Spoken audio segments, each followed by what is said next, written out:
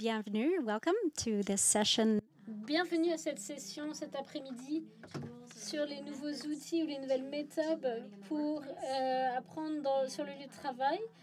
Et je voulais... On va se faire en anglais.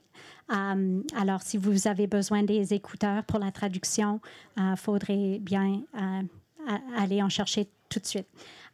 So from now on, I'm going to speak in English. We have 2 hours. À partir de maintenant, je vais parler en anglais. On a 2 heures pour explorer ce sujet très intéressant. On a vraiment des orateurs super cet après-midi qui travaillent sur des aspects très intéressants avec un parcours impressionnant pour l'apprentissage.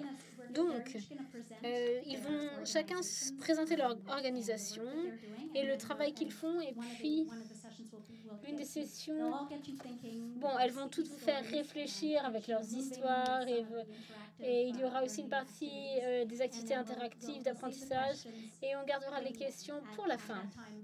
Et donc, bon, vous pouvez poser les questions en français et en anglais, on pourra prendre les deux.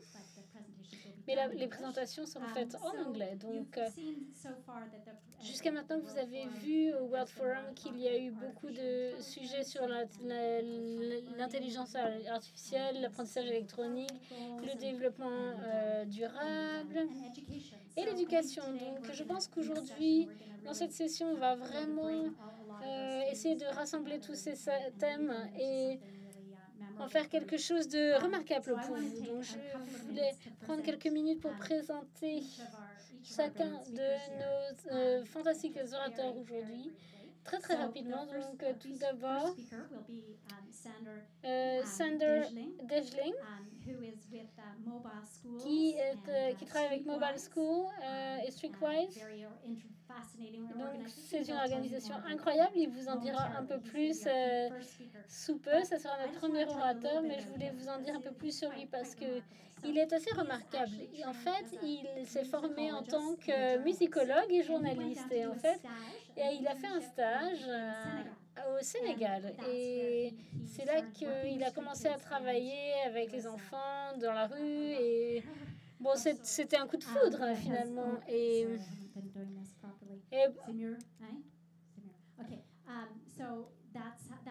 Donc, c'était vraiment son introduction. On travaille avec les enfants dans la rue dans différents pays dans le monde entier. Et il va nous en dire un peu plus sur son expérience. Et puis, notre deuxième intervenant, ça sera Phil Lanier. Et Phil est en fait ingénieur informaticien et il a travaillé depuis plusieurs années dans la reconnaissance du langage. Mais après plusieurs années à parler à l'ordinateur, ça l'a lassé et il est passé à quelque chose de plus interactif, l'apprentissage du dialogue et l'apprentissage expérimental. Donc il va présenter son organisation qui s'appelle Coaching Ourselves et il va vous faire bouger et en fait appliquer des processus qu'ils ont développés. Et puis, pour finir, Jeffrey Holt, qui détestait l'école, n'a jamais aimé ça. Et pourtant, sa passion aujourd'hui et sa quête dans la vie, c'est de trouver les meilleures façons d'apprendre. Donc, il va parler de son expérience. C'est 40 ans? Oui, ça fait 40 ans, il a dit, qu'il est dans cette quête pour trouver les meilleures façons d'apprendre. Donc, il a trouvé beaucoup de façons dans l'organisation avec laquelle il travaille actuellement. Il va partager des super histoires avec vous. Donc, sans plus tarder, je voudrais que Sander prenne la parole. Et vous parle. OK. Merci beaucoup. Est-ce qu'on peut voir les diapos? Ça fonctionne? OK. Merci beaucoup à tous d'être venus ici. Et merci beaucoup à Bicor pour cette occasion, ce privilège d'être sur scène aujourd'hui. Malheureusement, je suis désolée parce que notre fondateur aurait dû être là, mais il n'a pas pu venir finalement. La semaine dernière, il m'a téléphoné. Souvent, il m'a dit, Sanders, ça vous dirait d'aller au World Forum pour l'économie responsable à Lille pour présenter l'organisation?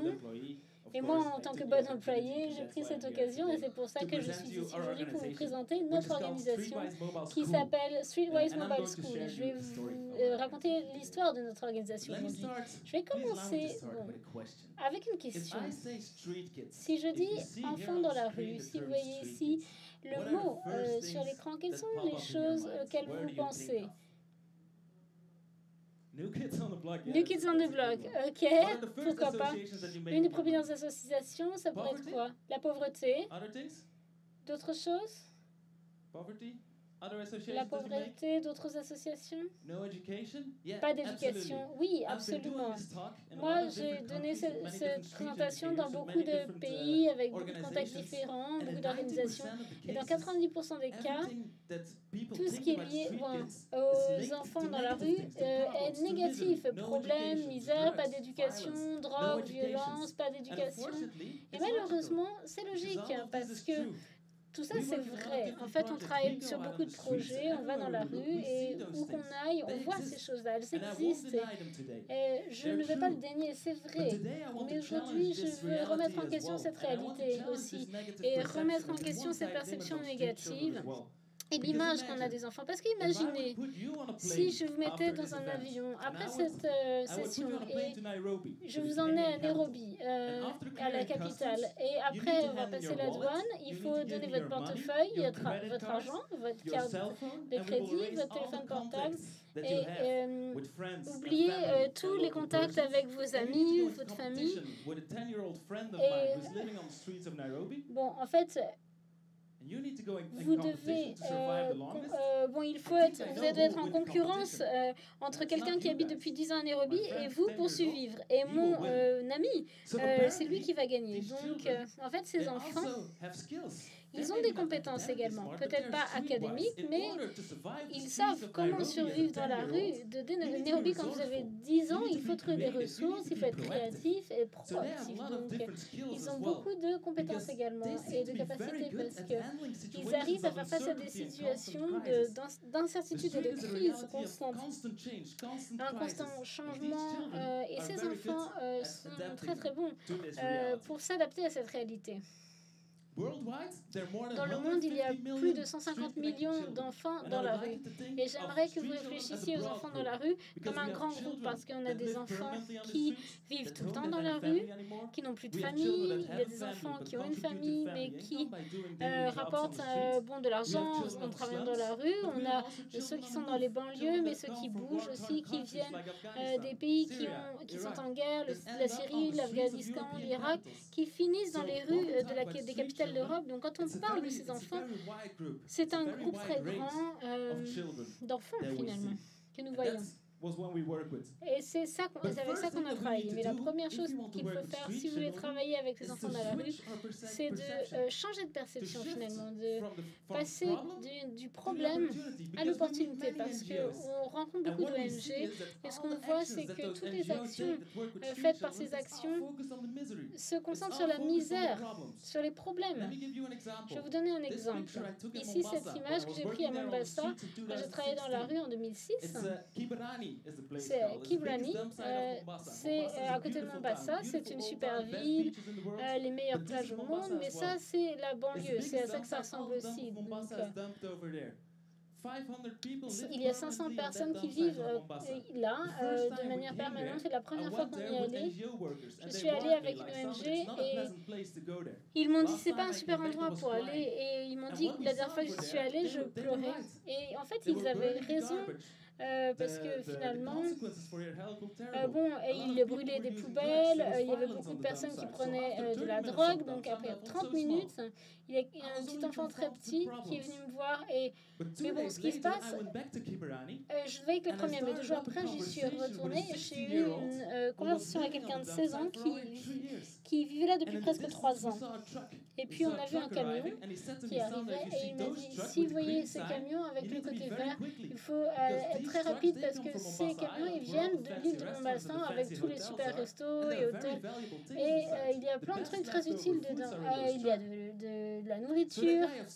Donc quelqu'un de 16 ans voyait les opportunités finalement. Et il voyait ce qu'il pouvait faire pour survivre dans cette banlieue. Donc, vous voyez la différence entre les enfants de la rue et les ONG. Donc, il faut commencer à voir de la façon dont ils le voient. Et on veut concevoir un produit qui se concentre sur les talents et les capacités, parce qu'ils sont là.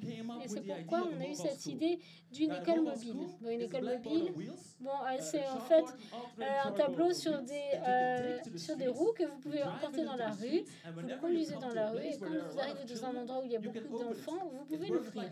Ça fonctionne comme un télescope, finalement. Vous voyez ici, la chariote, c'est ce qu'on emporte dans la rue, et vous pouvez utiliser ça avec des jeux, des sessions interactives et créatives dans la rue pour rencontrer les enfants dans leur environnement où ils sont le plus confortables. C'est ce qu'on fait avec les partenaires locaux. On fait des jeux et c'est très...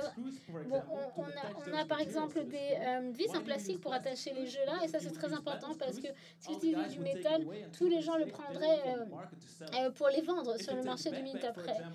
Si vous prenez un sac à dos avec des livres, 2 minutes après, tout le monde a pris votre matériel. Donc il faut s'adapter à la réalité de la rue. Tout ce qui fait partie de cette école ne peut pas être volé pour que vous puissiez l'emporter dans la rue. Donc avec cette école mobile, oups, j'espère que ça fonctionne. Il y a un petit souci avec le PowerPoint. Voilà, ça y est. Donc avec l'école mobile, on a aussi un pack de plus de 300 matériaux pédagogiques sur des sujets qui sont liés à la rue. Le sport par exemple, la thérapie, la géographie, les maths, l'apprentissage de lecture et l'écriture. Mais on a aussi des boîtes à outils pour la rue. Si on voit par exemple un petit garçon en Éthiopie qui cire les chaussures, on va le voir comme un businessman et on va travailler avec lui pour qu'il soit un meilleur entrepreneur, pour qu'il puisse faire du business et soit plus performant. C'est ce qu'on fait. Donc tout ce que nous faisons, c'est de donner du pouvoir à ces jeunes dans les rues, de leur donner des ailes finalement et l'opportunité de décider ce qu'ils veulent faire dans la rue et dans la vie, pour leur donner l'opportunité de prendre des décisions en toute conséquence de cause. Bon, c'est pas idéal cette. Donc on leur donne le pouvoir. Oups. Est-ce qu'on peut revenir une fois en arrière? Ok, très bien. Bon, il est un peu long à la détente, mais bon. On y est, ça y est. Donc, on utilise ça, l'école mobile, avec... Ici, on a dans 24 pays, et c'est une franchise sociale, donc toute organisation dans le monde qui travaille avec ce groupe peuvent utiliser notre méthode, et on leur donne la méthode avec la formation et le coaching.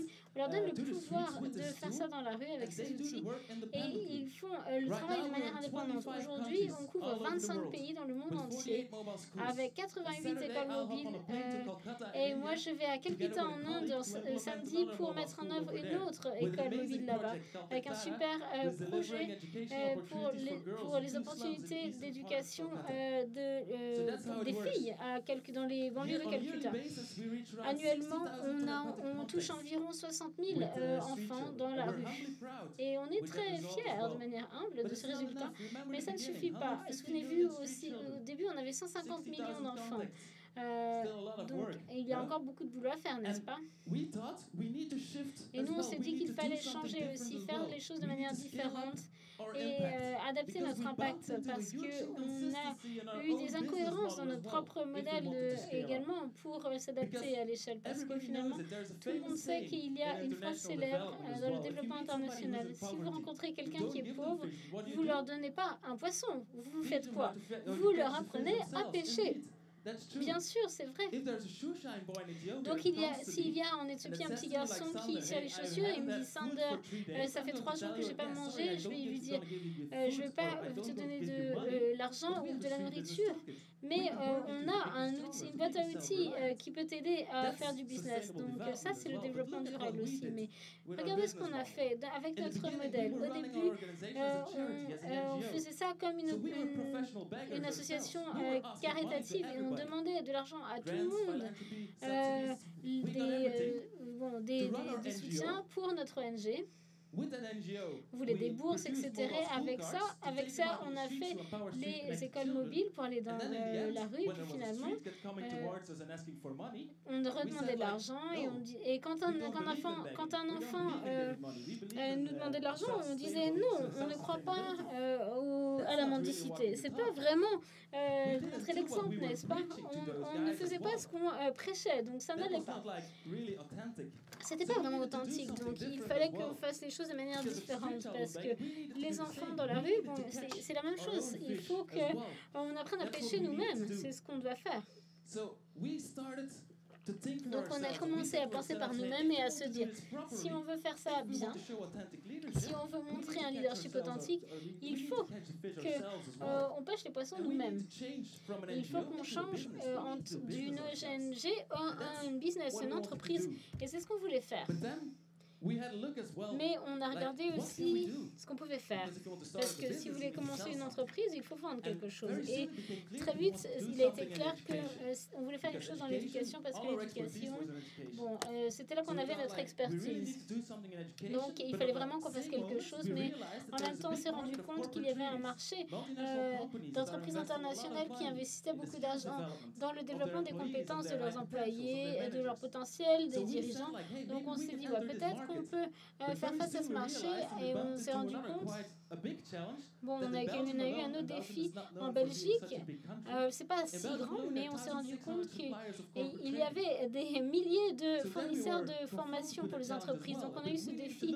Il fallait qu'on fasse les choses de manière différente. Et encore une fois, la réponse était assez facile. Finalement, la réponse était là, dans la rue, parce que finalement, pour chaque projet sur lequel on travaillait dans la rue, vous voyez beaucoup de misère, des problèmes, des enfants qui ont des problèmes à survivre, mais pour chaque projet dans le monde entier, vous voyez également ces vous voyez également ces gens absolument fantastiques, des gens qui font des trucs incroyables dans un contexte très hostile et qui n'ont pas de privilèges, pas de tapis rouge, ils font des super trucs dans la rue. Donc ça, c'est ce qui nous a fait réfléchir. Qui sont ces gens?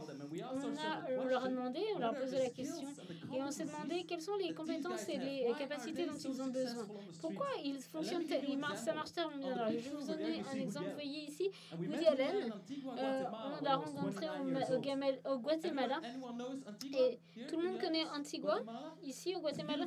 C'est une super ville, vieille, beaucoup de bars, de restaurants, cafés, d'agences de voyage pour vous emmener au volcan, etc. Beaucoup de choses à faire. Et les gens dans la rue en bénéficient aussi parce qu'ils ont les petits rubriques, ils ont les petits dépliants commerciaux pour les restaurants, etc. Et leur nom est sur le dépliant. Donc, si vous le donnez à la pizzeria ou au restaurant, ils vont au restaurant à la fin de la soirée. Le boss va regarder combien il a eu de dépliants et ils sont payés. Donc, c'est comme ça qu'ils survivent dans la rue. Donc, un soir, on marchait en Antigua, au Guatemala. On avait les mains dans les poches parce que je sais que, sinon je prends tous les papiers. Donc, on travaillait, les mains dans les poches, on marchait les mains dans les poches et on a rencontré ce gars. Et il a essayé de nous donner l'un de ces dépliants et on a continué. Mais vous savez, peut-être qu'il y a des commerciaux dans la salle ici, un bon commercial n'accepte pas le nom. Donc il nous a suivis et à un certain moment il nous a dit: vous venez d'où? Donc on l'a dit, bon, on vient de Belgique. Et il nous a dit, vous parlez flamand ou français? Peut-être qu'il faut que j'explique s'il y a des Américains dans la salle aussi, mais les Américains qu'on rencontre ne savent même pas qu'on existe en tant que Belgique. Et tout d'un coup, il y avait ce gars dans la rue qui nous a dit, vous parlez flamand et français, il savait ça. Donc on s'est arrêté, on a été surpris.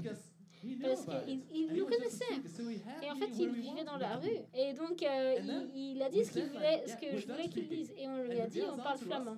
Et il nous a dit, OK. Et donc, il lui a dit, encore, on peut parler flamand. Et on était très surpris. Et bien sûr, on avait de l'empathie pour lui. Et on s'est dit, on va aller manger quelque chose à la pizzeria pour lui. Mais après, on a réfléchi, on s'est dit, en fait, vous êtes dans une phrase, avec une phrase en flamand, vous avez réussi à nous piéger. Donc, Bon, il a gagné une bataille, mais il n'a pas gagné la guerre. Donc, on lui a posé une question complexe en flamand. Il a réussi à répondre. Il a réussi à répondre à la question. Et en fait, son flamand était meilleur que le premier ministre belge et que mon français. Donc, bon, c'était un gars qui n'avait jamais été à l'école, n'avait jamais eu de ressources financières pour acheter un bouquin, qui a appris dans la rue 12 langues. Si vous êtes capable de faire ça, vous n'êtes pas juste un enfant de la rue. Vous êtes dans un environnement aussi hostile, c'est inspirant. Donc on a commencé à faire des recherches avec d'autres personnes pour voir les compétences dont ils avaient besoin pour réussir dans la rue. Et on a mis en place un business model. On a identifié 4 compétences clés qu'il faut avoir pour réussir dans la rue. La première, un focus positif. Toujours chercher les opportunités. Lui, il prenait toujours la responsabilité pour lui-même. Il ne rejetait jamais la responsabilité sur quelqu'un d'autre. Il ne dit jamais mon papa est parti de la maison quand j'étais parti, ou bien il y a un mauvais système d'éducation. Il avait raison finalement. Il y avait beaucoup d'arguments pour rejeter la responsabilité, mais il n'a jamais fait ça. Il s'est regardé lui-même, il a accepté la réalité, il s'est dit à lui-même, qu'est-ce que je peux faire? Comment est-ce que je peux utiliser mon énergie pour changer ma réalité? Il s'est toujours concentré sur les opportunités. Au Kenya, j'ai rencontré quelqu'un qui avait 24 ans, qui avait été en prison 21 fois. On jouait au foot à ce moment-là et il m'a dit, bon, je viens de sortir de prison. Alors, je l'ai regardé et je lui ai dit, qu'est-ce qui s'est passé? Comment tu te sens? Il m'a dit, oui, bon, j'ai perdu de l'argent, mais demain, il faut que je lave plus de voitures pour gagner plus d'argent. Il était toujours positif, il se concentrait sur les opportunités. C'est quelque chose qui inspire vraiment. La deuxième chose, c'est l'agilité et la résilience, la capacité à vous adapter à la réalité de la rue et à rebondir quand vous êtes face à l'échec. La troisième, c'est la créativité proactive. C'est quelque chose qui est assez normal. Ces gens sont très créatifs et ils font des expériences et quand quelque chose se passe mal, ils apprennent de leurs erreurs également. Et ils essayent de faire les choses de manière différente. Et la quatrième, c'est la concurrence coopérative. L'équilibre entre la coopération et la concurrence. Encore une fois, par exemple, un gang, parfois, ils peuvent être très durs les uns avec les autres, ils se battent ou même plus. Mais quand il y a une menace externe, la police par exemple, ils se regroupent et ils se défendent. Donc il y a une grande solidarité entre ces gangs. Donc il y a un équilibre entre la collaboration et la concurrence. Ce sont les 4 capacités dont vous avez besoin pour réussir dans la rue. Il y a une 4e compétence dont vous avez besoin en tant qu'organisation aussi, dont vous avez besoin pour être un bon prof, et 4 dont vous avez besoin en tant que communauté B Corp pour une économie responsable. Donc il ne s'agit pas seulement de la rue ici, mais avec ces modèles, on a développé un portefeuille de produits, des présentations, des programmes avec des managers et les employés, pas dans les salles de classe, mais dans la rue, pour tester leurs compétences de leadership. Et ce qui est super dans cette histoire, si j'arrive à avoir la diapo suivante, c'est que on a réussi à facturer ces entreprises. Elles ont payé en tant que consultants, donc elles nous ont payé pour ce modèle. Et 100% des profits sont réinvestis dans les écoles mobiles. Et donc, on a augmenté notre impact dans la rue. Donc, on a développé les talents des enfants de la rue, mais on a utilisé ces talents pour que le modèle soit durable et pour investir nos profits dans les écoles mobiles, dans la rue.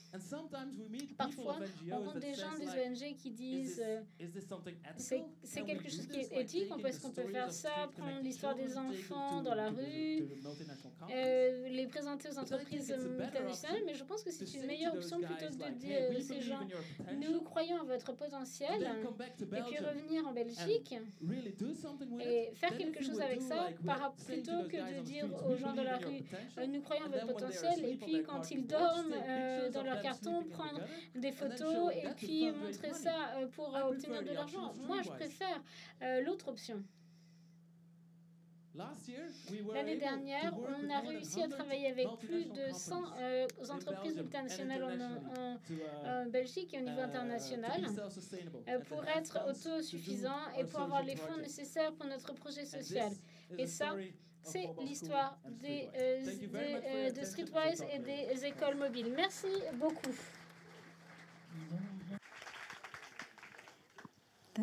Thank you so much, Sander. Now we're going Merci beaucoup. Donc, maintenant, on va passer à Phil, qui peut-être vous en souvenez, est un ingénieur informatique, en informatique. Merci.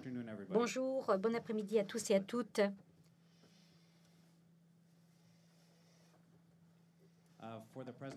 Alors, pour ma présentation, est-ce que ça va, je peux démarrer ici, c'est bon?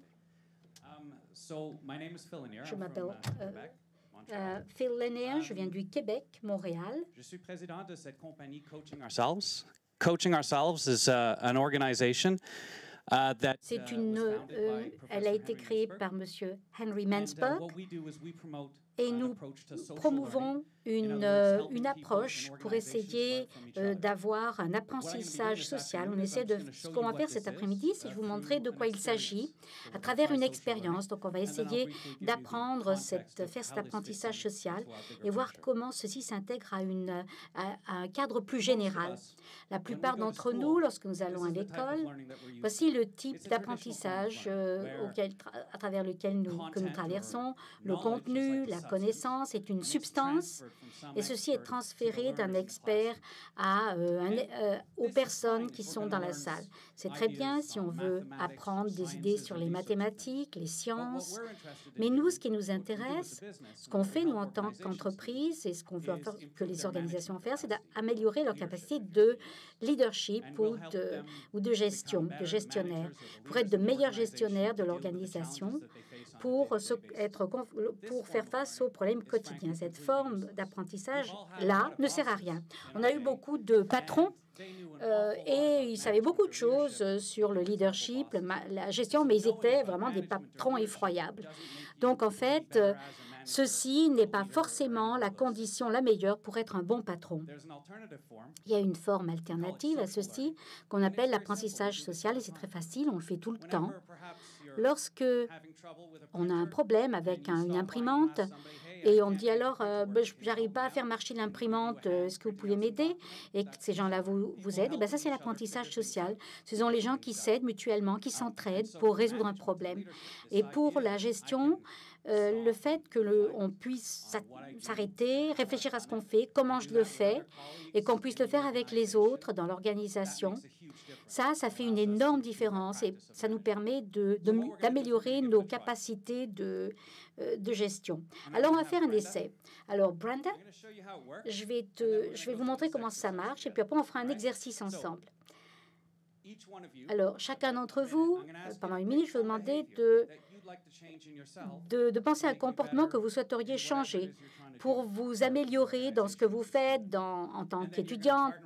Et ensuite, on vous mettra à côté vous demanderez à quelqu'un qui est à côté de vous dire comment faire pour résoudre ce problème. Et puis, vous vous tournerez et cette autre personne, vous lui poserez la même question. Comment est-ce que je peux m'améliorer? Brenda, qu'est-ce que je peux faire? Comment est-ce que je peux t'aider? Moi, l'un des problèmes que j'ai, c'est de dire non. J'ai du mal à dire non, je veux toujours dire oui. Et comment est-ce que apprendre à dire non, ça pourra t'aider dans ta carrière? Je crois que ça pourrait m'aider à me focaliser sur les choses qui doivent être faites, que je souhaite faire, et qui font partie des missions que je dois remplir. Et peut-être que ceci me donnerait davantage de confiance et puis me permettrait de me focaliser mon énergie. Alors, deux pensées qu'on appelle feed forward.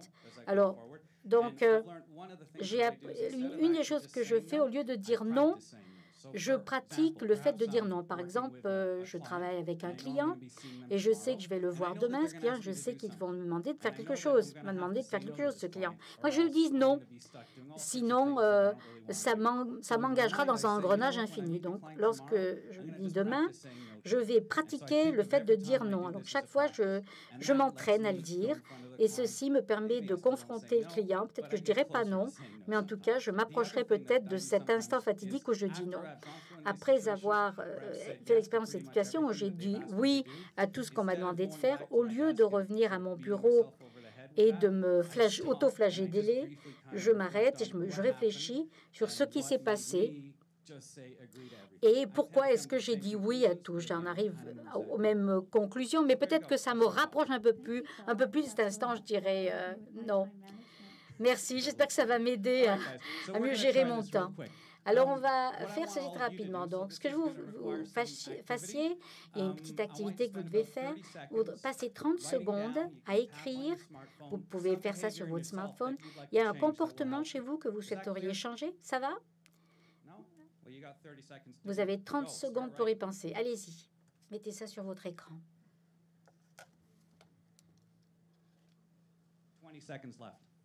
20 secondes encore.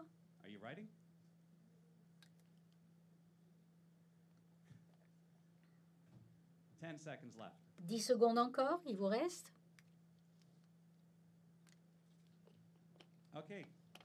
C'est bon.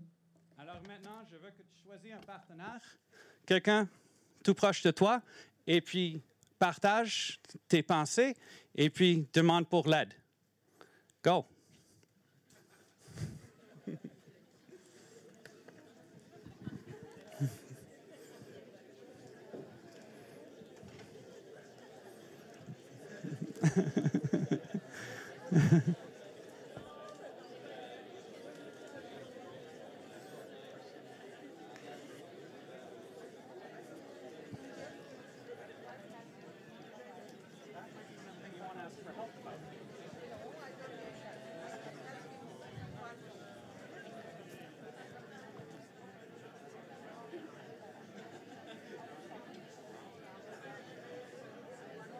That's a very good idea.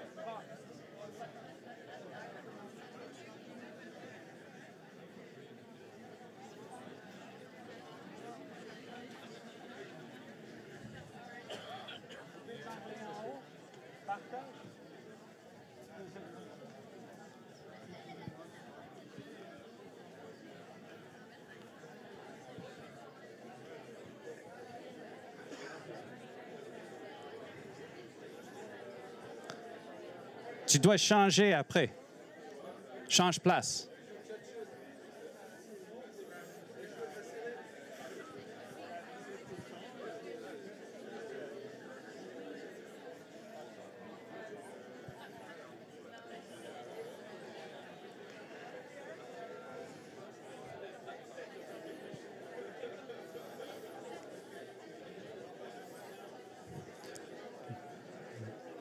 Je vous donne 30 secondes encore.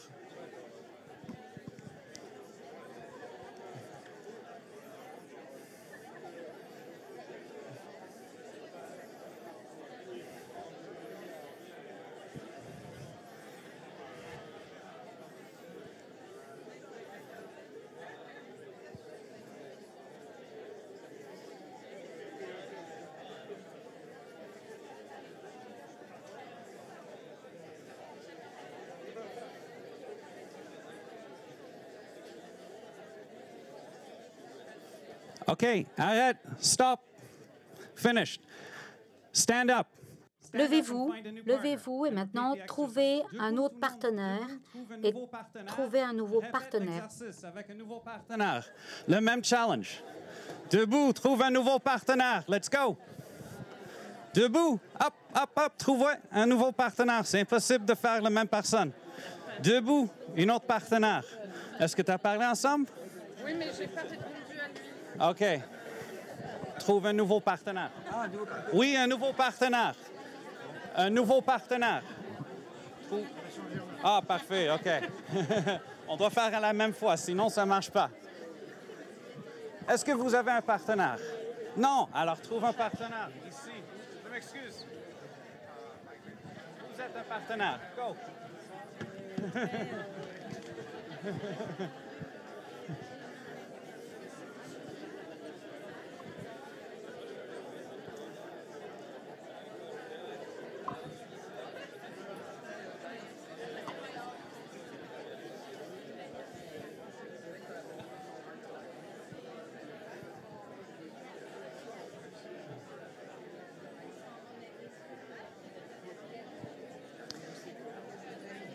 You should take the opportunity to meet somebody new and share again. That's what it's all about. L'idée, c'est de rencontrer quelqu'un de nouveau pour partager encore une autre fois.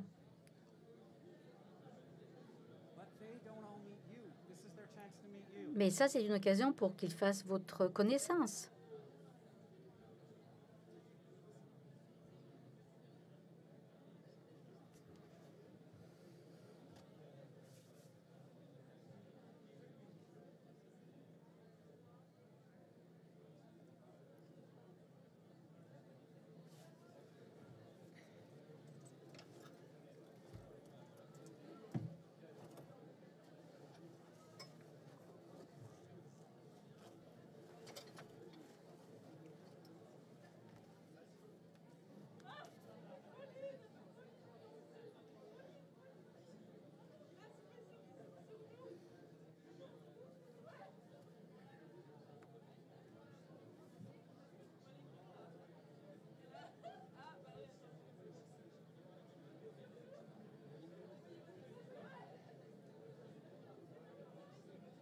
Secondes.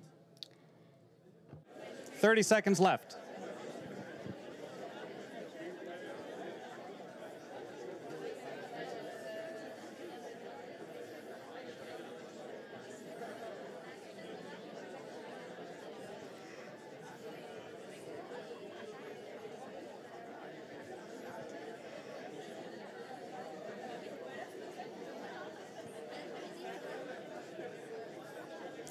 Okay, arrête, finished. One more partner. Encore un partenaire, encore un partenaire. Quelqu'un complètement différent. Hein? C'est l'apprentissage social. Ça arrive parce qu'on parle avec des gens différents. Go. Hop. Trouve quelqu'un d'autre. Tu dois se lever debout. On va rencontrer quelqu'un. Let's go. 30 secondes. Ici, un partenaire. Est-ce que vous avez eu une chance à rencontrer des gens différents?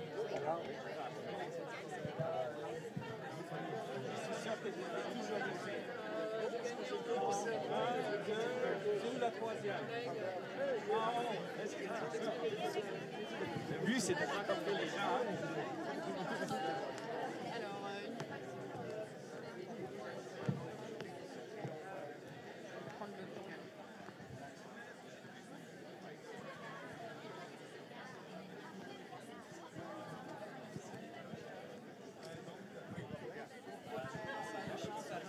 Les nouveaux gens. C'est pas un problème, gêne pas. Go. Ah ouais, vas-y. Salut, moi c'est Jules. Si moi j'étais une étudiante, ça serait un... Moi je fais rencontrer les gens. Je suis pas assez assidu comme garçon. Et je sais pas comment faire. All excuses. C'est facile.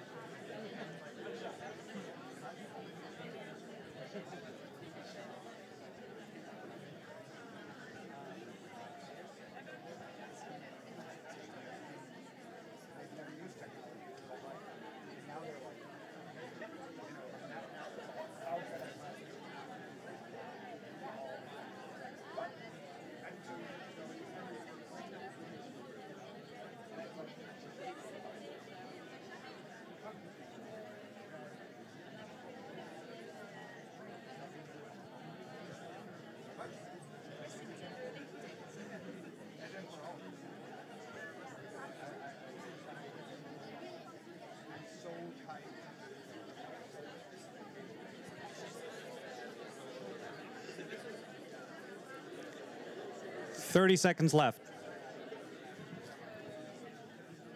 30 secondes encore.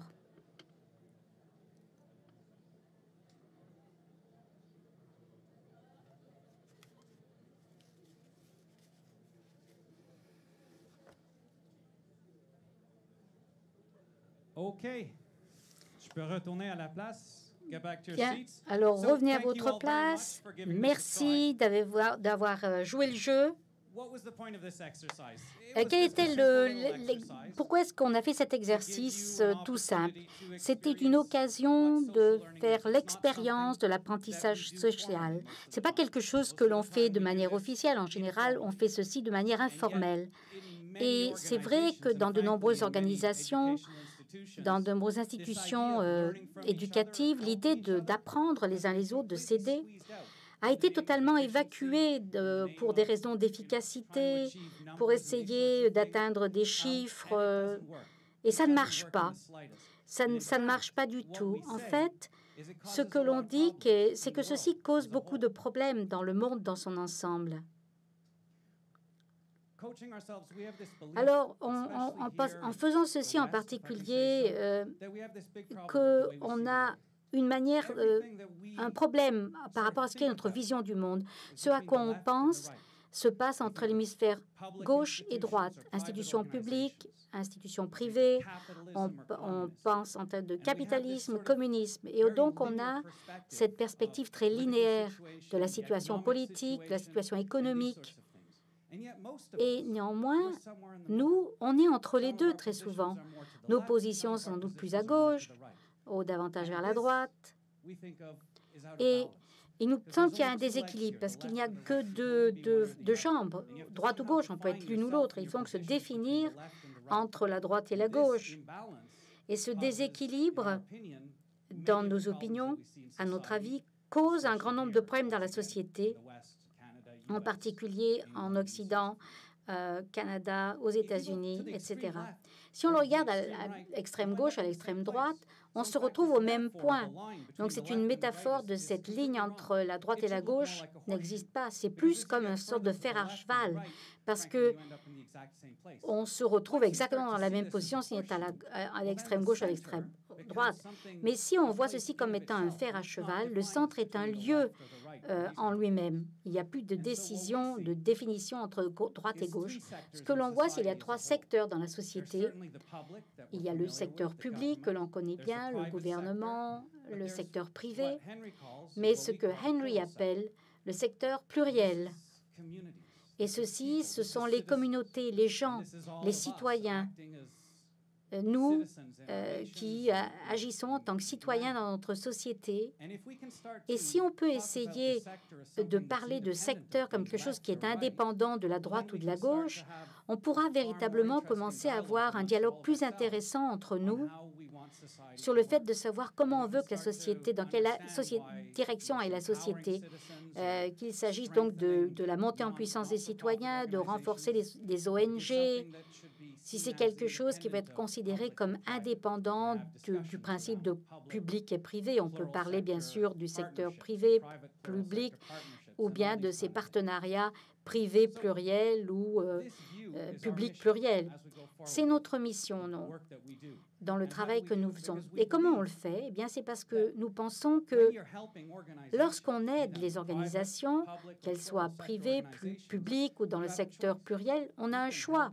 On peut les aider à devenir froides et calculatrices et analytiques dans la manière dont elles prennent des décisions à propos de ce qu'elles feront, ou bien véritablement tourner vers l'autre.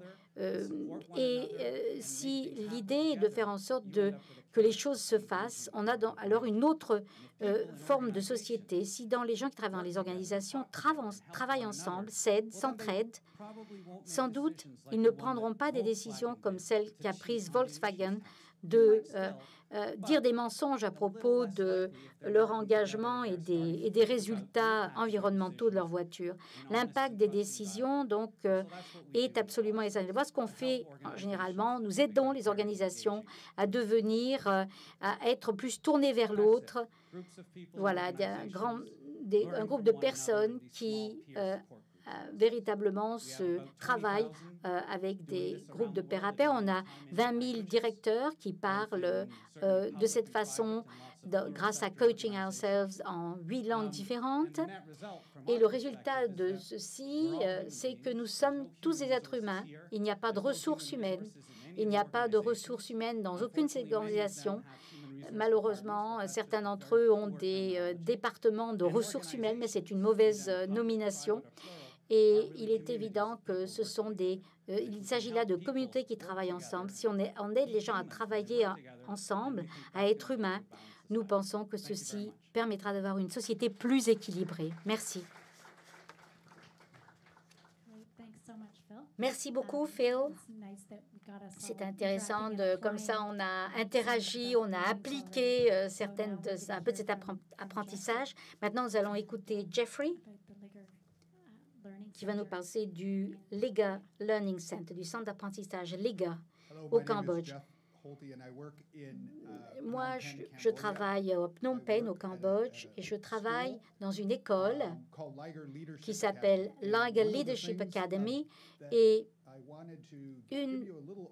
je voudrais vous donner un petit aperçu de ce que nous faisons à Liger, parce qu'il a fallu qu'on réfléchisse à nouveau sur le fait de savoir ce qu'était l'éducation, l'école. Alors, c'était intéressant pour moi de parler à cette idée d'entraide, aider un petit peu, faire en sorte que l'éducation va changer un petit peu la force de travail.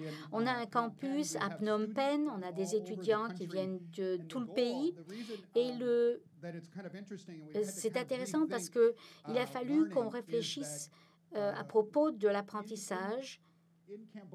Au Cambodge, le système éducatif n'est pas très bon.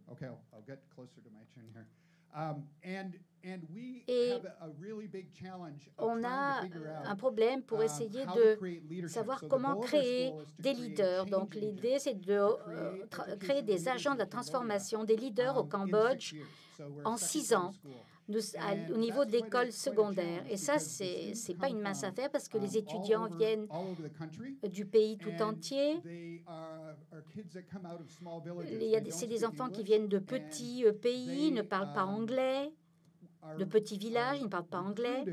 Et ils sont recrutés en notre nom pour trouver des gens qui ont 11 ans et qui vont changer leur pays. Donc, il faut qu'on ait un programme d'éducation, un programme qui nous permettra d'avoir de nouveaux leaders pour ce pays. Donc, comme je le disais, ce n'est pas une mince affaire. Si on le faisait normalement, comme traditionnellement, on aurait des bâtières. On ne pourrait pas faire ceci en 6 ans. Donc, nous pensons à ces buts, à cet objectif. Oui, on fait des mathématiques, mais nous pensons de manière différente à propos de ce que nous allons faire pendant 6 ans.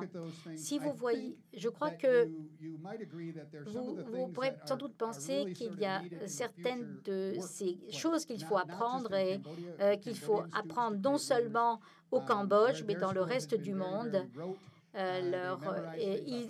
Les enfants ont tendance à apprendre des choses par cœur, donc on passe beaucoup de temps à les aider à être créatifs, novateurs, à résoudre les problèmes.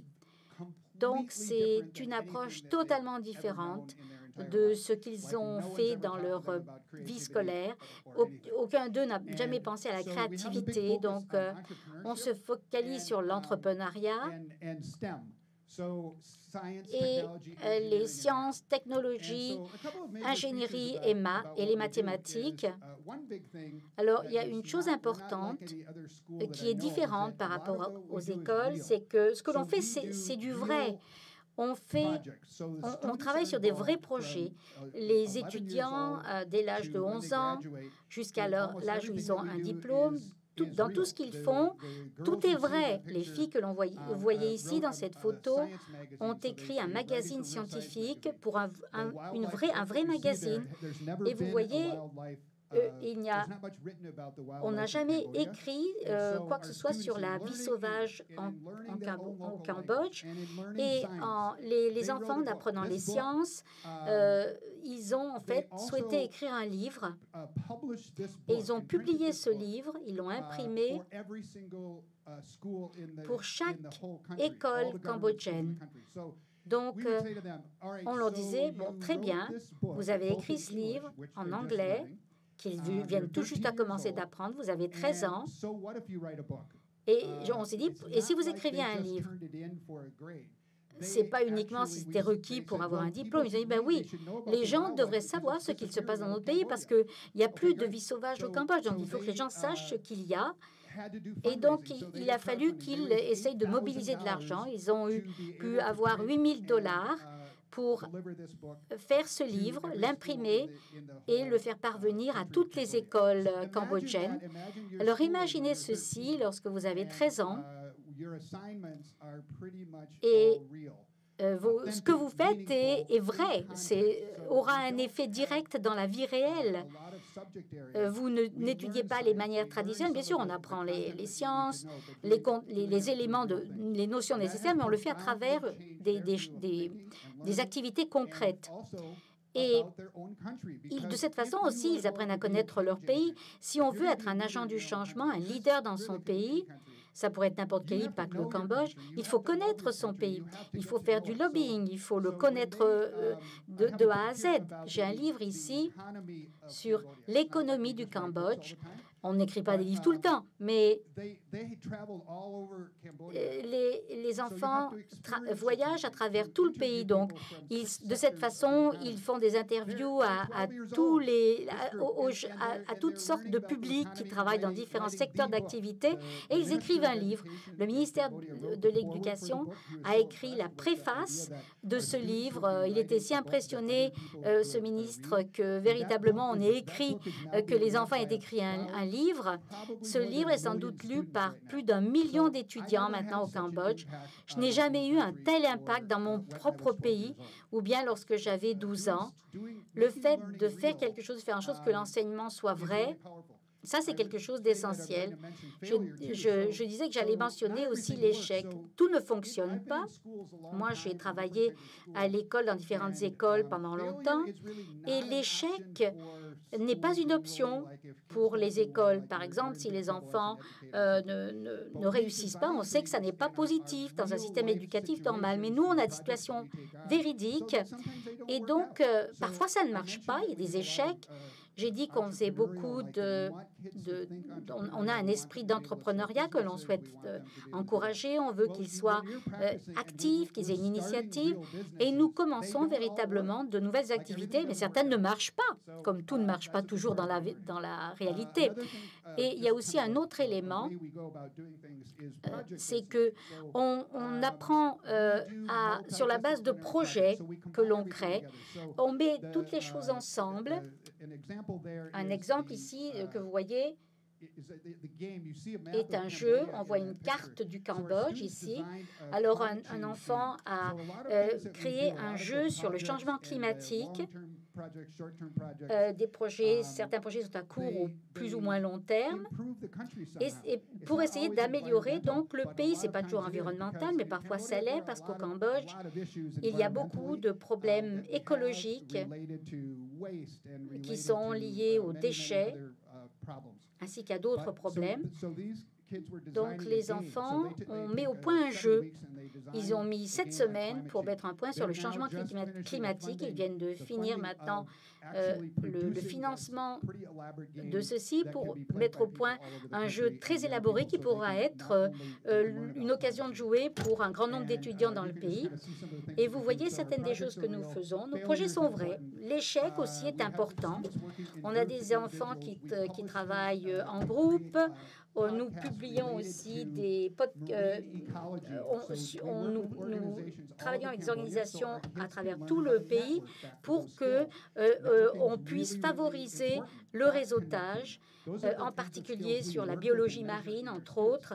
Et lorsque les enfants doivent créer un podcast, ils ne créent pas uniquement ceci, mais ils se mettent en rapport avec des gens qui sont dans le pays tout entier. Ils travaillent avec des ONG. En ce moment, on travaille sur un projet en matière d'écologie marine. Et ensuite, on fait passer ceci sur les ondes. Et des émissions sont produites à propos de l'environnement ou bien à propos d'autres sujets. Donc, nous nous focalisons sur les projets, pas tant sur les matières à enseigner. Pour nous, ce qui est important, c'est d'avoir un projet de plus ample ampleur, de plus ample envergure. Donc, on ne peut pas être un leader un agent du changement si on ne fait pas l'expérience de la vie réelle dans le pays qui vous entoure. Il faut sortir dans la vie réelle et participer à tout ce qu'il se passe. On ne peut pas simplement apprendre les choses dans un livre hors contexte. Nous n'avons pas beaucoup d'argent dans notre école. Lorsque nous voyageons et nous faisons toutes ces expériences multiformes, multiprotéiques, que ce soit écrire sur l'économie, que ce soit écrire sur l'empreinte des dinosaures. On le fait à très bon marché. On n'a pas beaucoup d'argent. Alors, ils font du camping, ils cuisinent leur propre nourriture, mais c'est une manière d'interagir et de faire partir de la culture du pays tout en apprenant ses autres compétences, que ce soit faire un podcast, faire une vidéo ou autre. C'est véritablement tout à fait fascinant. Alors, dans notre école, on pense que notre salle est le monde, mais plus que le monde. Ici, il y a 2 groupes, par exemple, que vous voyez, qui font toutes sortes de choses dans le monde. C'est le monde qui est notre salle de classe. Ils voulaient créer donc un tourisme basé sur la bicyclette. Alors, ils pensent que c'était une idée de louer des bicyclettes pendant une journée ou 2 pour aller visiter des sites archéologiques ou intéressants dans le Cambodge. Et s'ils gagnent de l'argent, ça n'est pas un échec, bien sûr, mais s'ils gagnent de l'argent, eh bien, tant pis. En tout cas, les recettes qu'ils en retirent pourront payer pour leur éducation à l'université. Mais c'est aussi... Nous connectons nos étudiants avec des gens dans le reste du monde, numériquement, par Internet. Nous n'avons pas de programme musical dans notre école. Donc, nous pensons qu'il y a les étudiants aiment beaucoup la musique. Donc, il y a des gens dans le reste du monde qui enseignent, qui donnent des leçons de musique par Skype, du Qatar. Et lorsque nos étudiants travaillent sur un projet, il faut qu'ils se connectent avec les gens dans le reste du monde. Donc, simplement un exemple de l'un de nos projets qui n'est pas... c'est un petit groupe d'étudiants. C'est pour montrer que les étudiants peuvent prendre leurs propres initiatives. Donc, ce groupe d'étudiants ici, qui s'appelle l'équipe de recherche du Liger Marine, ils ont fait du travail sur une île pour un groupe environnemental qui essayait de créer une protection de l'environnement marin sur la côte. Et donc, ils ont fait de la recherche l'année dernière. Ils ont réalisé, ils ont dit on veut faire de la recherche sur le long terme, sur tout type de choses. En fait, cette équipe s'est proposée, ils ont eu 15 000 € d'une bourse pour faire un projet de recherche pour 3 heures. Et donc, pendant 3 jours, ils vont sur cette île et ils font leurs recherches. Donc, la semaine dernière, cette photo a été prise, ils ont été certifiés plongeurs.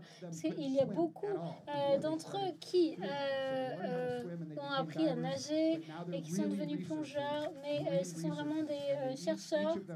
Et chacun d'entre eux a un projet.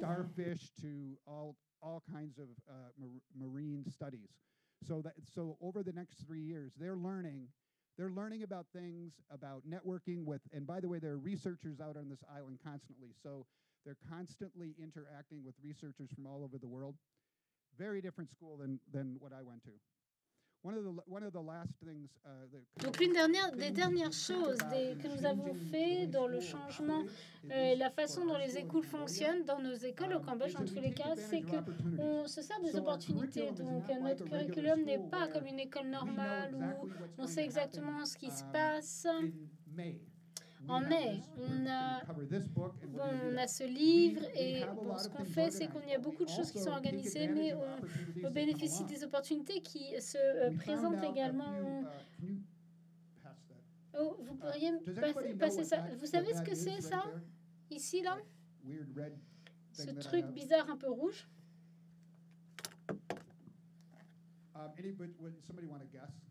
Quelqu'un veut deviner?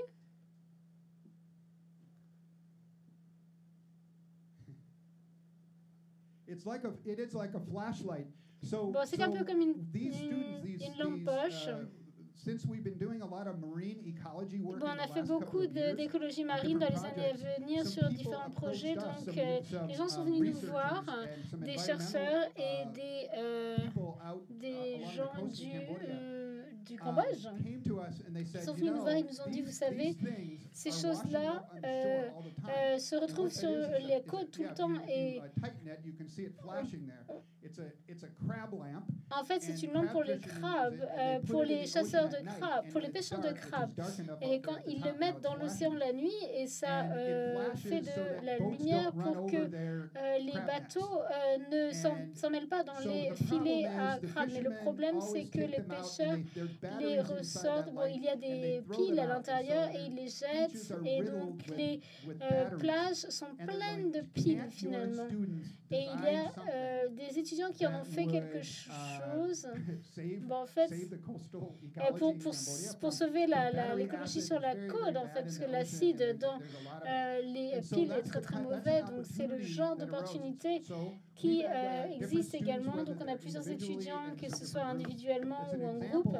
C'est un exemple d'enfants qui réfléchissent à des choses très compliquées au niveau d'ingénieurs en termes d'innovation.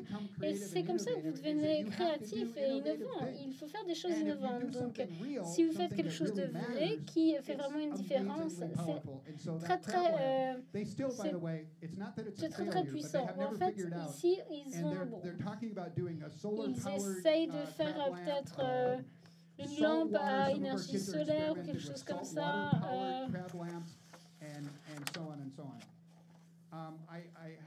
Bon, j'ai quelques photos ici d'un dinosaure. Bon, l'année dernière, lors de nos projets, on a étudié la géologie au Cambodge. Bon, rien n'a été écrit sur la question. Il n'y a presque pas de géologues dans ce pays. Donc, nos étudiants l'ont fait.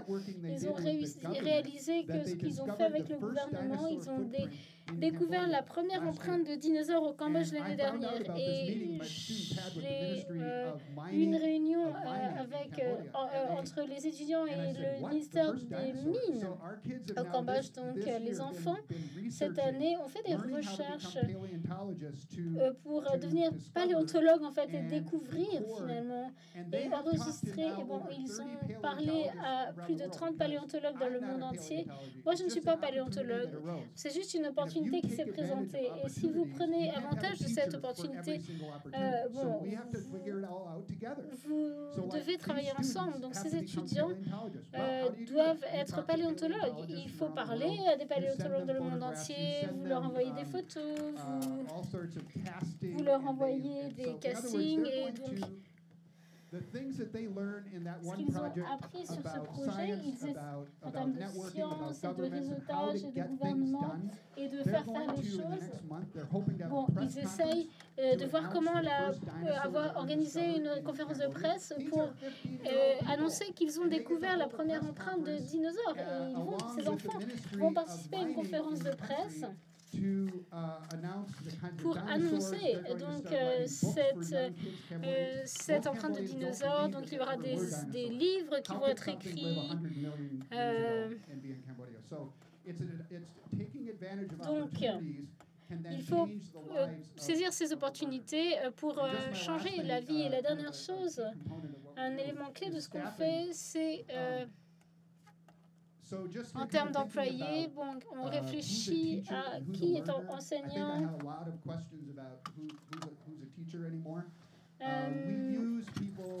On essaye d'utiliser des gens dans le monde entier, qu'ils soient, que ce soit des gens qui soient bénévoles ou pas, mais ça peut être partout.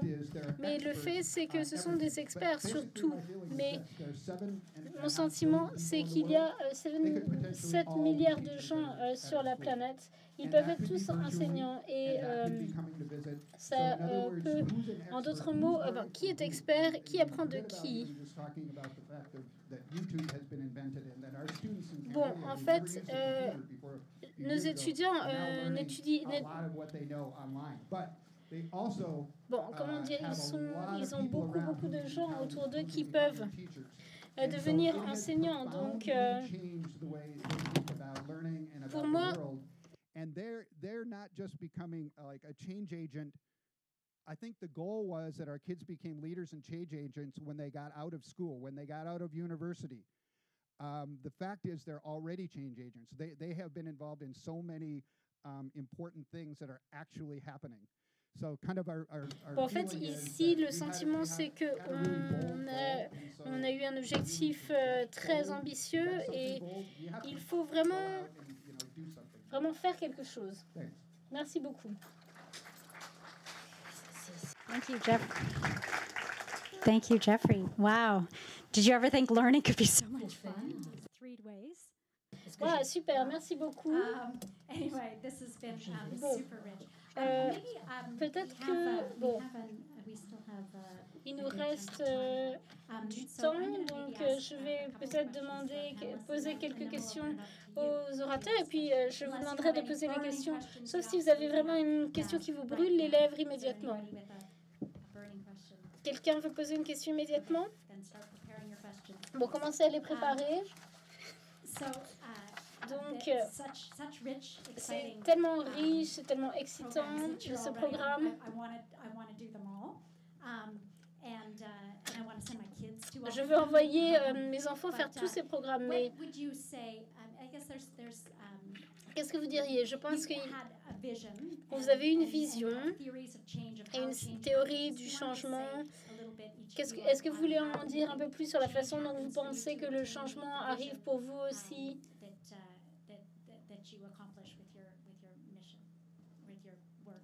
Le travail que vous faites avec vos missions? Bon, je pense que bon, il s'agit vraiment d'être clair. Bon, c'est une question compliquée, mais une chose, c'est qu'il faut être très clair sur les objectifs. Donc, je pense que même si c'est un objectif très ambitieux, j'ai entendu ce matin dans une session qui disait qu'il faut y aller, il faut essayer, il faut avoir un plan et vraiment faire ce en quoi vous croyez. Et je pense que il est très important d'avoir établi ce que vous essayez de faire. Même si vous ne savez pas exactement, par exemple, nous, on avait un objectif de créer des leaders dans un pays en 6 ans, un endroit où ils ne savaient presque rien, dans un petit village du Cambodge, et ils n'avaient jamais vu rien du tout, et ils ne savaient rien, ils ne connaissaient rien du leadership. Donc ça, c'est vraiment un objectif. C'était très grand, mais au moins c'était clair. Il y avait une deadline, il y avait une mission à accomplir, et puis il faut démarrer et ne pas théoriser finalement. Et il faut commencer le changement, parce que le changement est très difficile. Même aujourd'hui, les gens pensent qu'on est fous. Ils disent que c'est pas l'école, ça, mais pour moi, c'est l'école la plus utile que j'ai jamais vue. Les gens sont tellement impliqués dans ce qu'ils font, et ce changement a pris du temps. Donc il faut essayer, commencer et bien vouloir ne pas avoir peur de l'échec. C'est surtout ça.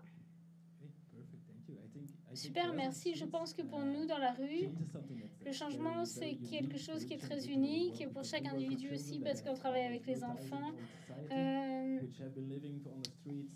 qui vivent dans la rue depuis 8 ans, 8-9 ans. Donc pour nous, le changement, c'est quelque chose qui est unique pour chaque enfant. Et ce qu'on veut faire, c'est leur donner l'opportunité de prendre des décisions pour eux-mêmes. Parce que si je prends une décision pour un enfant, ça ne sera pas durable. Donc notre objectif, c'est pas de sauver les enfants ou de les sortir de la rue ou de le mettre dans un système formel. C'est vraiment de leur donner l'occasion de décider pour eux-mêmes.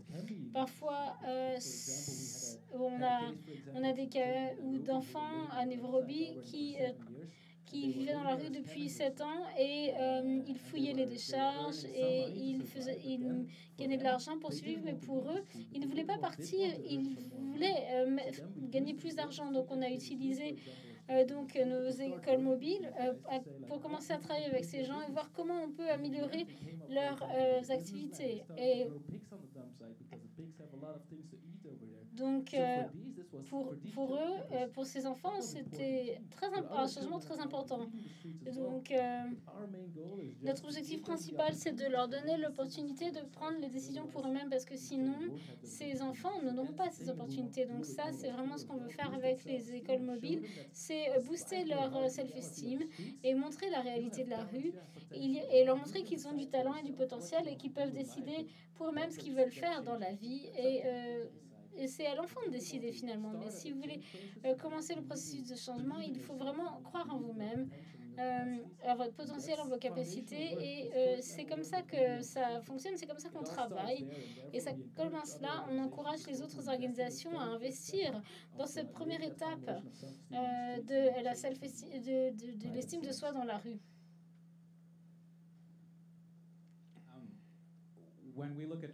Quand nous regardons le changement, on voit le changement de la société et dans la façon dont les gens voient la société de notre point de vue. Les changements arrivent déjà. On a parlé des organisations, des gens dans les grandes entreprises et les fondations, quelles qu'elles soient.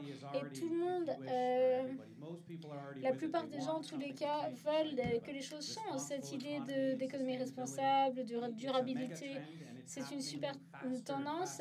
Ça va très vite. Plus qu'on ne le pensait au cours des 10 dernières années. Mais on est toujours piégé dans la façon dont nous faisons les choses. Les gens dans les organisations se rassemblent et prennent ces décisions qui ont un impact terrible sur nous tous, sur la société, etc. Donc je le vois plus comme une opportunité de parler de ce que les gens ressentent et veulent faire, et d'avoir un impact sur le changement. On a un grand groupe ici sur ce forum et on a un super groupe de personnes qui font ces forums. C'est super, mais il y a beaucoup de gens qui vont retourner et faire ce qu'on faisait avant le forum. Le changement doit commencer quand on fait les choses de façon différente. Donc il faut que les choses se passent de manière différente. Donc c'est une tendance qui a déjà vu le jour, mais il s'agit juste de soutenir le changement. Ok, merci beaucoup à tous pour vos contributions. Est-ce que quelqu'un a une question? Quelques questions par là. Vous pouvez la poser en anglais ou en français. On a la traduction. Oui, bonjour, je vais la poser en français. J'observe dans vos témoignages, et je vous en remercie, qu'en fait, à l'ère des nouvelles technologies, vous revenez tout simplement sur des basiques humains fondamentaux. C'est une observation, mais je voudrais avoir votre témoignage là-dessus, parce que souvent, quand on met de la distance, quand on met des écrans, quand on met de la technologie, pour peu qu'Internet passe et que ça diffuse bien, eh bien, on a des tas de problématiques techniques. On se pose des questions métaphysiques sur l'utilisation des nouvelles technologies dans les pédagogies avancées. Et ce que je constate, et je voudrais avoir votre regard là-dessus, c'est qu'à un moment donné, dans un monde de plus en plus complexe, peut-être revenir sur plus d'humanité et peut-être une réponse originale. Merci pour la question. Est-ce qu'il y en a qui, parmi vous, one of you want to answer that first? À mon avis, c'est clair qu'on est comme des enfants avec la technologie encore comme une société. C'est tout nouveau, c'est excitant. On utilise beaucoup de technologies. On a beaucoup des idées sur ça, mais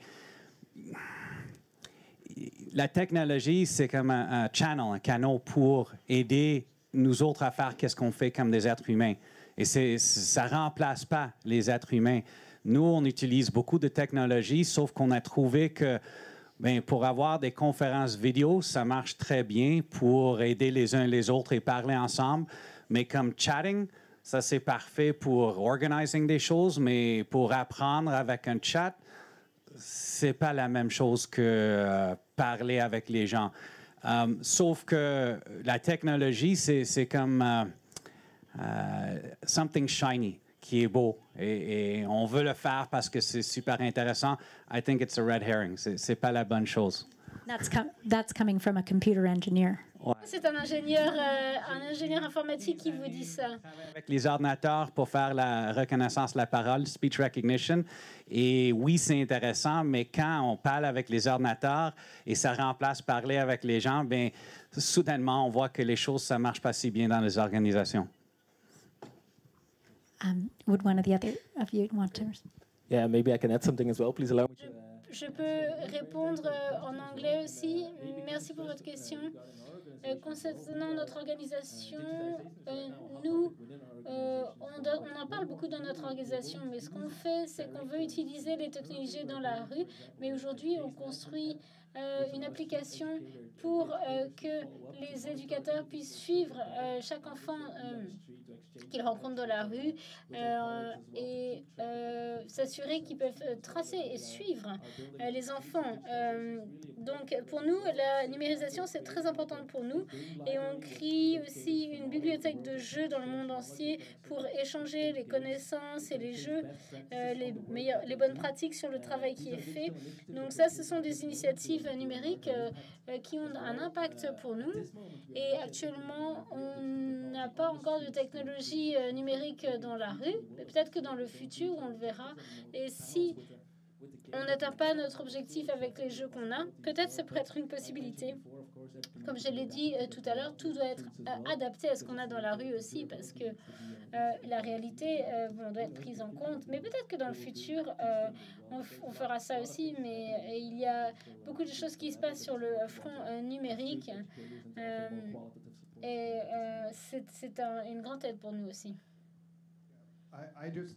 Je pense que c'est une super question et en fait on y pense beaucoup en fait parce que ce que je pense qui se passe pour nous c'est que c'est cette idée de changer la façon dont on apprend et depuis étant donné qu'on fait beaucoup de choses qui sont réelles et authentiques, on ne parle pas vraiment de technologie. On utilise beaucoup de technologie, mais c'est utilisé en tant qu'outil vraiment pour résoudre des problèmes. Donc, il y a beaucoup de choses que les étudiants font quand ils travaillent.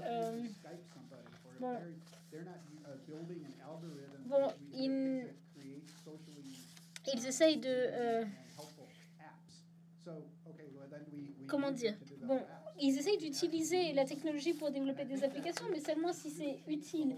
Et ça a vraiment changé toute la conversation parce que finalement, on ne passe pas beaucoup de temps à dire aux étudiants qu'ils ne peuvent pas utiliser les technologies quand ils peuvent le faire ou pas. Donc ça arrive naturellement, comme dans la vraie vie finalement.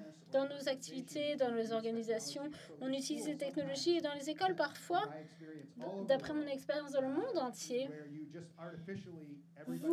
tout le monde artificiellement a un ordinateur portable, utilise les ordinateurs et c'est un peu artificiel finalement et ça prend beaucoup de temps. Donc on utilise vraiment les technologies pour faire des choses concrètes, du travail réel, comme dans la vraie vie finalement. Et ça change un petit peu les choses parce que la partie humaine, pour revenir à votre question, c'est vraiment de ça qu'il s'agit finalement. Les compétences de réseautage, par exemple, pour bien communiquer, etc., ça n'a rien à voir finalement avec les technologies. Il y a beaucoup de ces aspects, de ces compétences dont les étudiants ont vraiment besoin pour le futur qui ne sont pas vraiment liés à la technologie et seulement à l'aspect humain. Ok, merci beaucoup. Et en fait, peut-être qu'on peut parler de votre devise numérique pour payer de l'argent, pour payer de la nourriture. Oui, alors un exemple de notre utilisation actuelle des technologies dans différentes façons.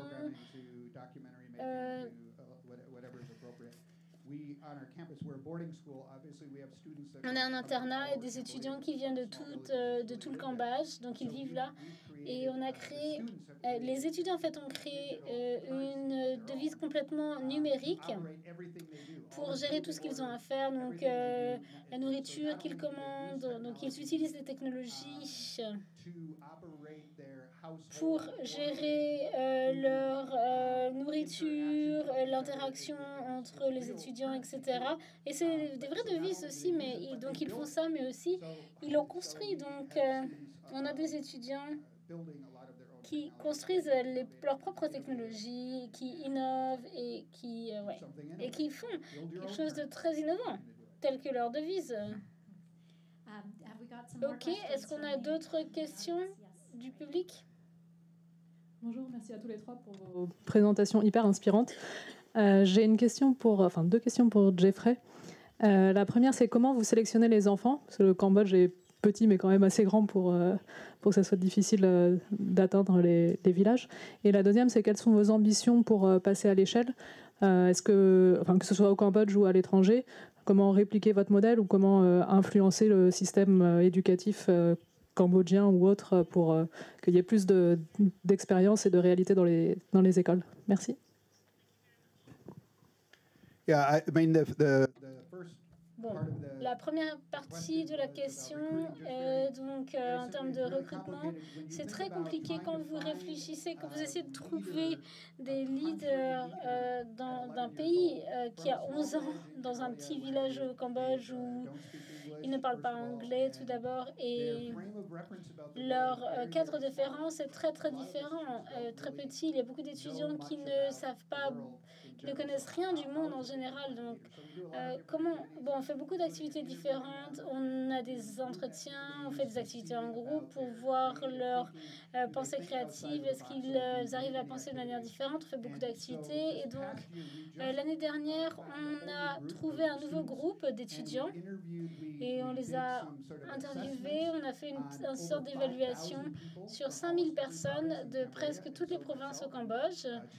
Avec 2 personnes cambodgiennes, on a travaillé dans tout le pays finalement et on a recruté l'année dernière. Et donc on fait des entretiens et on leur demande aussi de faire un projet. On dit à ces étudiants, une fois qu'ils sont sélectionnés, on a sélectionné 60 sur 5000. On en a interviewé plus de 1000 et donc ils doivent aussi faire un projet, donc ils doivent aller dans leur communauté et essayer de voir où sont les problèmes à résoudre dans leur propre communauté. Et ils disent, OK, personne n'a jamais demandé de faire ça avant. On leur dit, allez voir le chef du village, parlez aux gens. Ils reviennent quelques mois après. On leur donne un petit carnet avec un crayon. Ils peuvent faire ce qu'ils veulent. Et ils font un rapport sur certains problèmes et leurs solutions à certains problèmes de leur communauté. Et c'est incroyable ce qui se passe quand ces enfants de 11 ans commencent à réfléchir aux problèmes, commencent à parler aux gens. Donc, c'est un processus très long, mais très très puissant et qui marche très bien. L'objectif n'est pas d'étendre vraiment l'approche, mais ce que je pense, c'est que ce qui se passe, c'est que même pour moi, je réalise que apprendre dans un contexte authentique, ce qui n'est pas cher finalement, c'est pas très difficile. C'est difficile pour les gens de se dire qu'ils ne vont pas enseigner en face d'une classe, ils vont apprendre à faire face à la première découverte de dinosaures dans le pays. Comment communiquer ça à un pays? Ça, c'est pas le rôle classique d'un enseignant, mais c'est très très puissant en fait. Donc je ne sais pas vraiment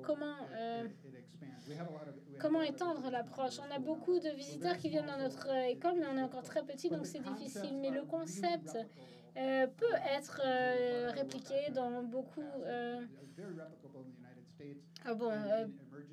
dans les pays en voie de développement. Donc l'idée de faire des choses concrètes, c'est pas une idée très complexe en fait, mais c'est très très puissant quand les enfants sont impliqués. OK, merci beaucoup. D'autres questions du public sur le côté?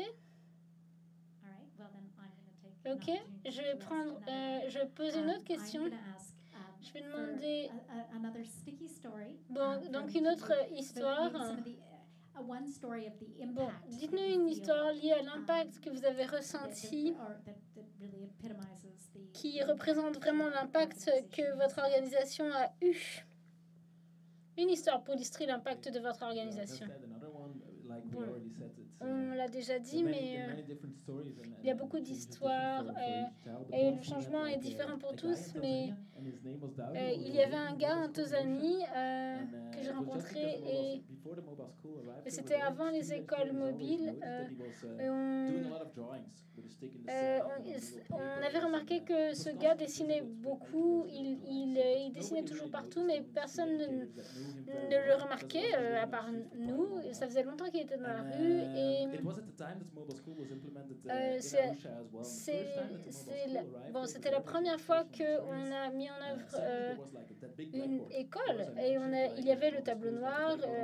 Je vous ai montré, donc ça faisait 6 mètres par 12 mètres, donc tout d'un coup il y avait un espace pour lui pour dessiner et les premières sessions ça a attiré beaucoup de personnes, bien sûr, que ce soit les enfants, les adultes, tout le monde était très curieux de voir, de poser des questions, etc. Donc tout d'un coup, Darty, ce gars, était le centre d'attention.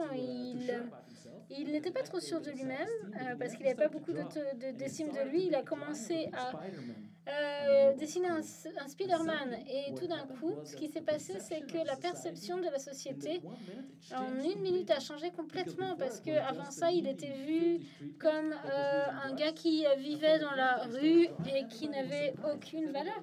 Et d'un coup, tout le monde a été surpris et a dit « Waouh, il a un talent incroyable pour dessiner. » Et tout d'un coup, il a été vu comme un garçon talentueux.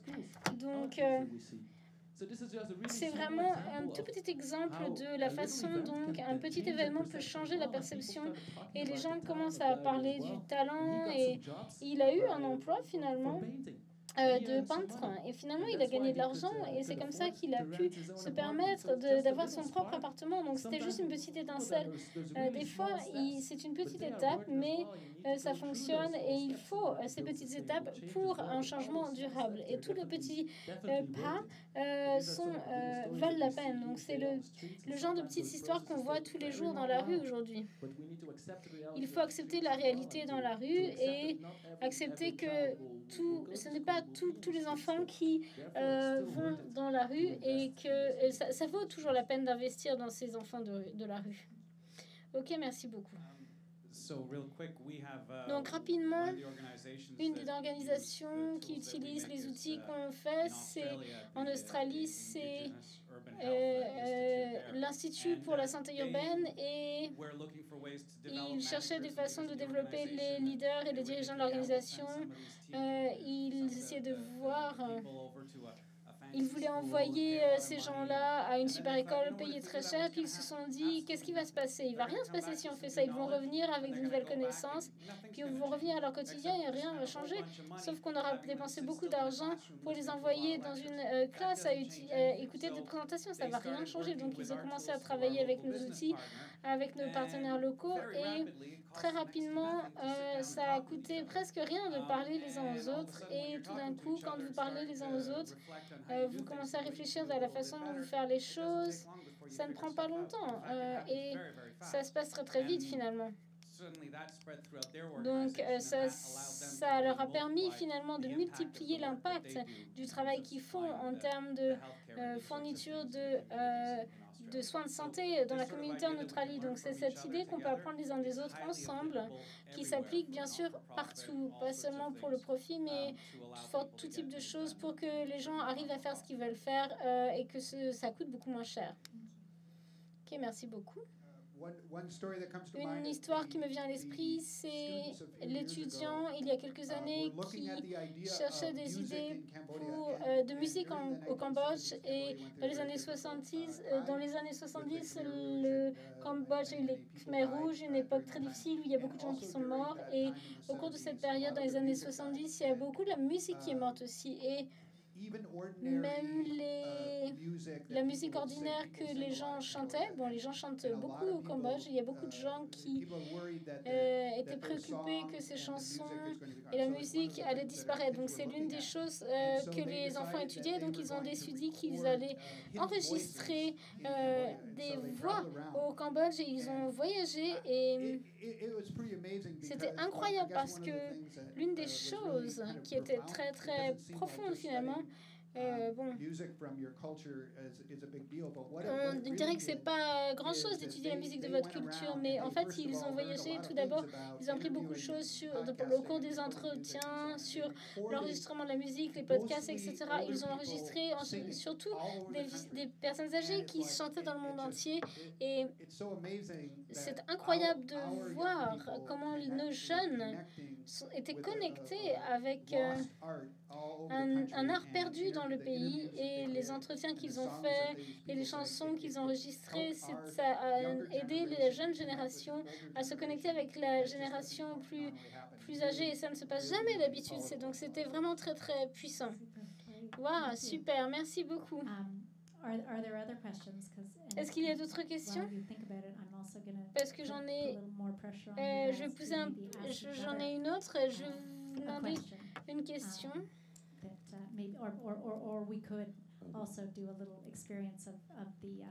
On va faire peut-être une petite expérience, je ne sais pas, de coaching, mais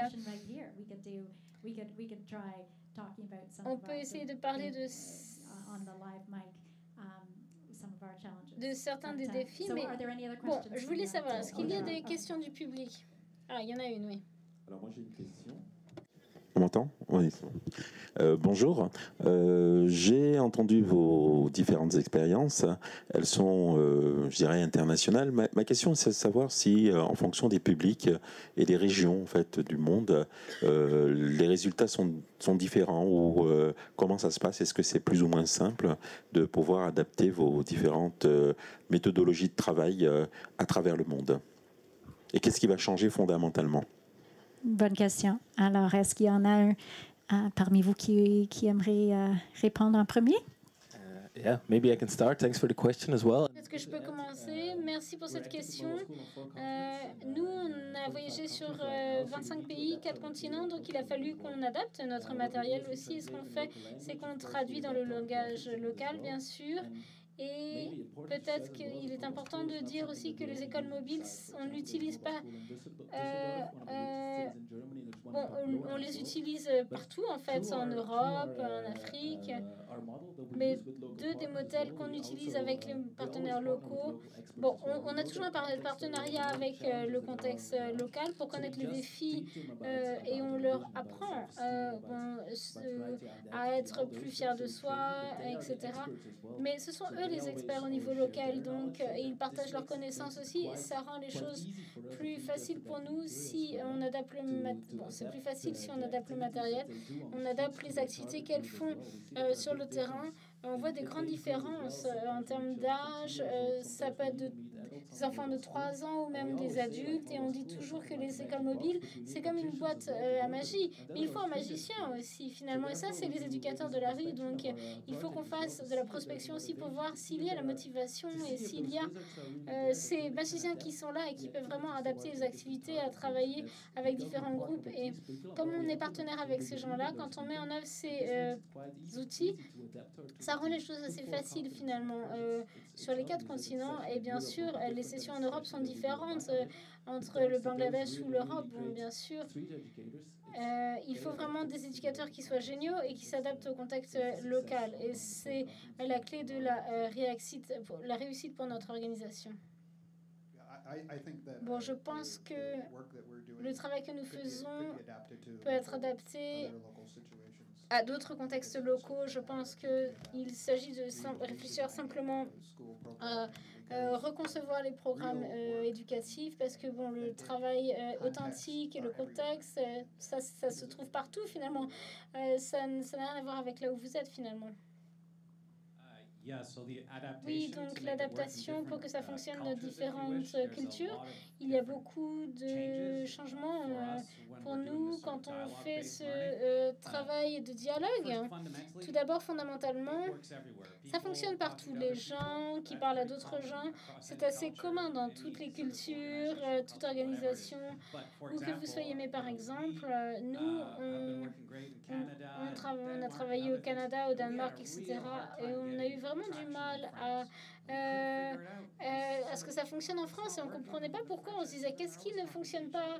Les Français se parlent toujours, il n'y a pas de problème là. Et puis finalement, l'un de nos partenaires ici a dit bon, vous leur demandez toujours de faire ces sessions en 90 minutes, c'est le temps qu'on a.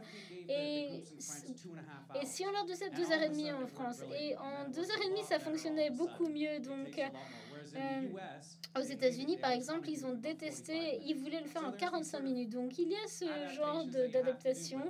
Mais bon, le résultat, c'est que les gens continuent de se connecter et s'aident les uns les autres pour mettre en place les choses. Merci beaucoup. Est-ce qu'il y a...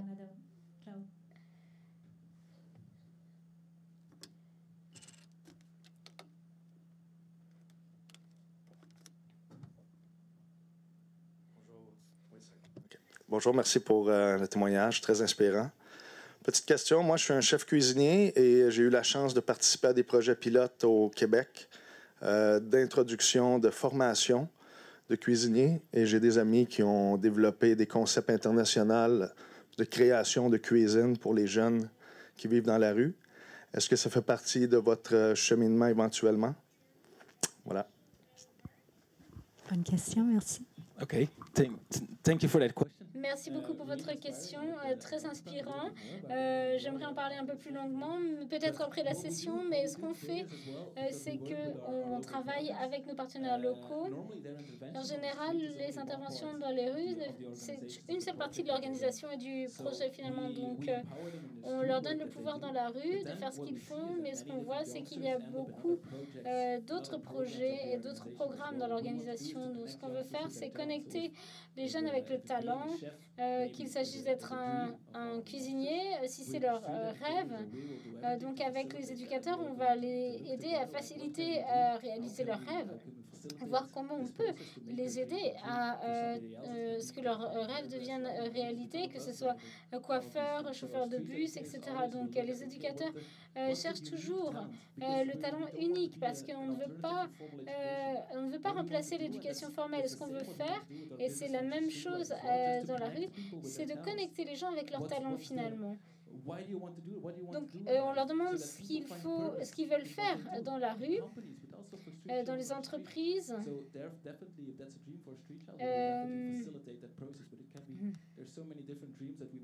Bon, parce qu'on rencontre tellement de rêves dans le monde, c'est notre boulot vraiment d'aider et de faciliter le changement autant que possible.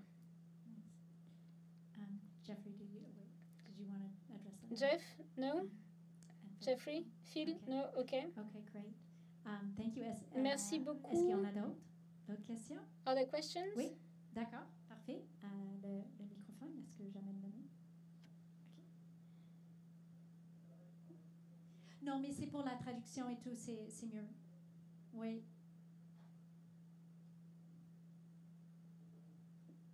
Parfait. En canadien, pour notre ami canadien. J'ai écrit il y a longtemps sur mon Facebook « L'expérience est la seule bougie qui n'éclaire que celui qui la tient ». Donc, dans votre process, vous dites que les personnes vont être coachées par quelqu'un. Et je pense qu'en tout état de cause, il leur faudra plus qu'un coach, plus d'une personne. Et que dans tous les cas, de toute façon, vous n'arriverez jamais à faire des clones de ces personnes, de la personne qui va enseigner. Ça ne sera que l'ajout de plusieurs connaissances. Qu'est-ce que vous pensez de ça?